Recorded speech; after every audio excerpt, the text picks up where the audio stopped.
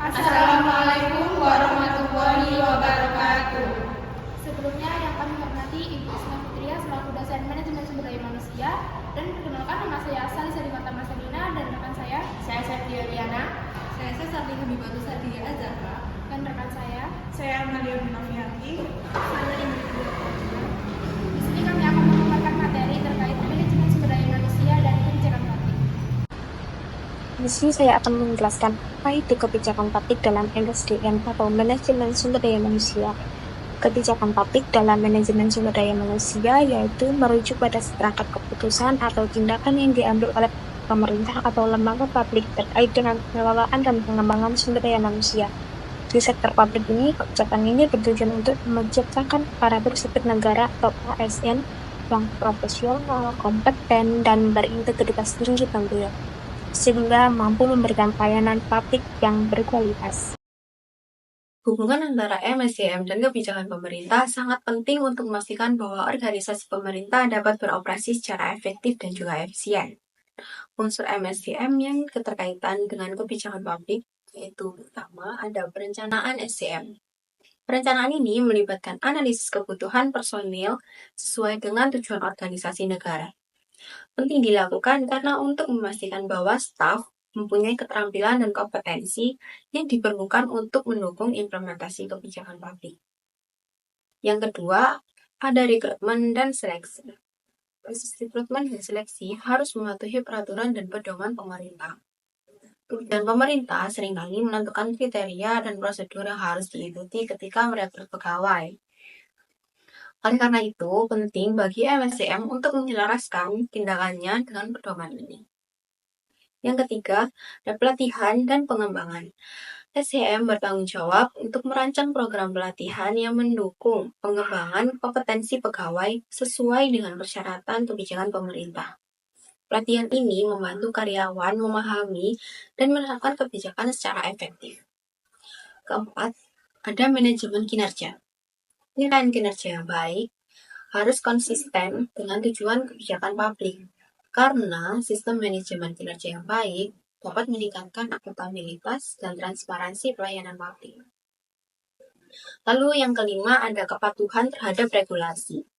Kebijakan publik seringkali mencakup peraturan dan undang-undang yang mengatur manajemen sumber daya manusia di sektor publik. SDM harus memastikan bahwa seluruh praktik manajemen SDM mematuhi peraturan tersebut untuk menghindari masalah hukum dan meningkatkan kepercayaan masyarakat. Dan yang terakhir, ada akuntabilitas dan transparansi.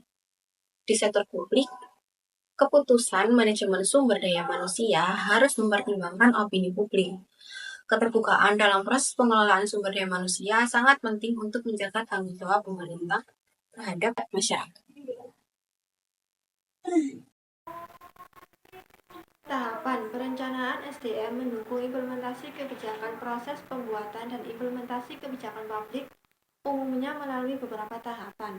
Dan pada setiap tahapannya, MSDM memiliki peran yang sangat krusial. Yang pertama, perumusan kebijakan dalam peran MSDM, yaitu menyusun rencana rekrutmen, pelatihan, dan pengembangan kompetensi pegawai yang sesuai dengan kebijakan yang telah dirumuskan. Yang kedua, pengambilan keputusan dalam peran MSDM, yaitu menyediakan data dan informasi yang relevan terkait sumber daya manusia untuk mendukung pengambilan keputusan. Yang ketiga, implementasi kebijakan dalam peran MSDM, yaitu memastikan bahwa kebijakan yang telah ditetapkan dan dilaksanakan. Yang keempat, evaluasi dalam peran MSDM, yaitu melakukan evaluasi terhadap dampak kebijakan terhadap kinerja organisasi dan sumber daya manusia. Di sini saya akan menjelaskan tujuan dan fungsi dari kebijakan publik dan MSDM. Yang pertama yaitu tujuan utama kebijakan publik dalam MSDM adalah memastikan bahwa organisasi memiliki pegawai yang berkualitas dan siap menghadapi perubahan serta memenuhi tanggung jawab hukum dan sosial. Yang kedua yaitu fungsi kebijakan publik serta dengan pengembangan sistem rekrutmen yang efektif, peningkatan kinerja pegawai melalui pelatihan serta menciptakan lingkungan kerja yang sehat dan produktif. Kebijakan ini juga berperan dalam meningkatkan akuntabilitas dan transparansi dalam mengelola SDM di sektor publik. Teori dalam Human Capital 1964, Gary Becker berpendapat bahwa human capital merupakan aset penting yang manfaatnya dapat dimaksimalkan melalui pendidikan dan pelatihan dari sisi SDM. Pengembangan keterampilan ASN melalui pendidikan dan pelatihan berkelanjutan merupakan kunci untuk mencapai tujuan kebijakan publik yang efektif. Sedangkan teori kebijakan publik menurut Thomas R. J. yang menyatakan bahwa kebijakan publik adalah pilihan pemerintah untuk melakukan atau tidak melakukan sesuatu sangat relevan dalam konteks MSDM. Setiap tahap dalam proses kebijakan publik yang diuraikan oleh D dapat dihubungkan dengan aspek MSDM untuk memastikan kebijakan yang dijalankan secara efektif dan efisiensi. Salah satu permasalahan yang relevan dengan topik yang sedang kami bahas yaitu kroposnya rekrutmen jabatan ASN di balik kasus Syahrul Yassin Limpo. Permasalahan ini merupakan masalah yang cukup serius yang terjadi dalam proses rekrutmen ASN di Indonesia. Terkhususnya dalam konteks yang melibatkan nama Menteri Pertanian Syahrul Yassin Limpo atau biasa disapa dengan SYL. Kasus ini menggali lebih dalam praktik ketidaktransparan dan diotorisasi dalam rekrutmen ASN yang berdampak negatif pada kualitas dan efisiensi birokrasi pemerintah. Ketidaktransparan dalam rekrutmen ASN telah dijelaskan dalam kasus ini, yang dapat berdampak panjang dan merugikan kebijakan publik dan pelayanan masyarakat, yang berakibatkan pada penurunan kualitas pelayanan dan merosotnya kepercayaan masyarakat terhadap pemerintah. Adapun solusi untuk mengatasi permasalahan tersebut, yang pertama yaitu penyusunan kebijakan yang jelas dan tegas. Penyusunan kebijakan yang jelas dan tegas dalam proses rekrutmen ASN ini merupakan hal yang sangat penting. Dalam konteks kebijakan publik, seleksi rekrutmen ASN harus didasarkan pada kompetensi dan mengurangi nilai-nilai praktik nepotisme. Hal ini berdampak positif karena memperkuat kepercayaan masyarakat terhadap pemerintah.